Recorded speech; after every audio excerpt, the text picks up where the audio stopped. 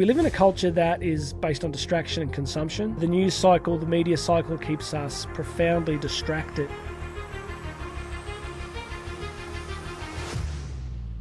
Well, hey there, my friend. Jonathan Doyle with you. Welcome to the Daily Message. I have been reading a really cool book by a former Navy SEAL called Mark Owen, and it's a book called No Hero. And I read a lot of really high-end stuff, so a lot of the time I'm reading a lot of really academic stuff, and sometimes I just need a break. And I was traveling to Tasmania recently. I was reading his book, and it's just this kind of series of anecdotes, stories from his life, from which he's extracted lessons. And one of them really stood out at me, and it's a story about he had to do this mountain climbing exercise, climbing this huge cliff face outside of Las Vegas, and the Army or the Navy had hired this local mountain climber who was a real guru of the mountains to take a handful of these guys through this training exercise. And so Mark Owen finds himself a long way up this cliff face and suddenly freaked out. I don't know about you, I'm not a big heights guy, but I can cope with most of it really until it gets to a certain point. But he's up this cliff face and he suddenly kind of freaks out, and he looks over his shoulder and he can see Las Vegas in the distance, and he realizes how high up he is. And this guy's a former Navy SEAL. He's fully trained, but he just kind of freezes a bit, and this old mountain climber guy just comes flying across the rock face like some kind of crazy mountain goat and starts talking to him and says, he goes, listen, he said, all you need to pay attention to now is your 3-foot world. And Mark Owen's like, what are you talking about? What's a 3-foot world? And he said, well, the only thing that matters in your life right now is the 3 feet above you, the 3 feet below you, and the 3 feet to either side, because he said they're the only things you can reach and they're the only things you can control. And he said, if you want to, you can look out at the city and see how high you are, and you can,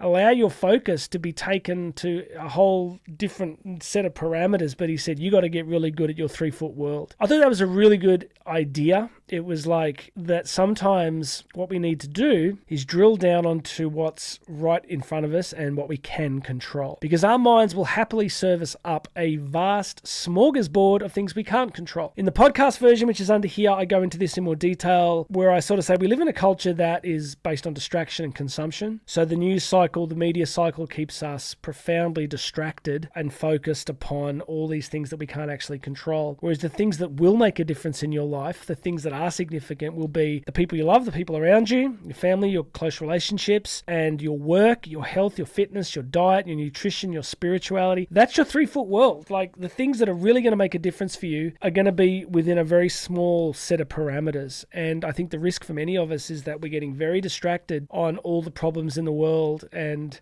am I saying we should stick our head in the sand? I'm not quite, but I'm saying if you want to build a better quality of life, if you want to create different results, if you want a better breakthrough in your life, then the way you got to do this is by focusing upon the things that you can actually control, your 3-foot world. And recently I was in Tasmania. I had a day off and I ran the trail from the base of Mount Wellington to the top. And if you've ever been to Hobart in Tasmania, it's an incredible mountain, dominates the whole city, and amazing views. And so I'm running this thing. It takes a few hours, and I come out of the tree line and I'm suddenly up on this exposed granite face, and I kind of froze a bit. I'm like, oh man, I'm a really long way up, because you're under the tree canopy for so long and you're suddenly up there. And I knew exactly what Mark Owen was talking about. If I had really looked up and out towards the Southern Ocean, it would have messed with me. And what I actually did do was lock my focus on the granite steps right in front of me. And I literally went for a significant period of time completely focused on that and with my head down. So I shrank my 3-foot world to the only things that were going to be useful to me, which was where my next footfall was going. And then once I broke out of that sort of cliff face to the summit, it was very cool. And so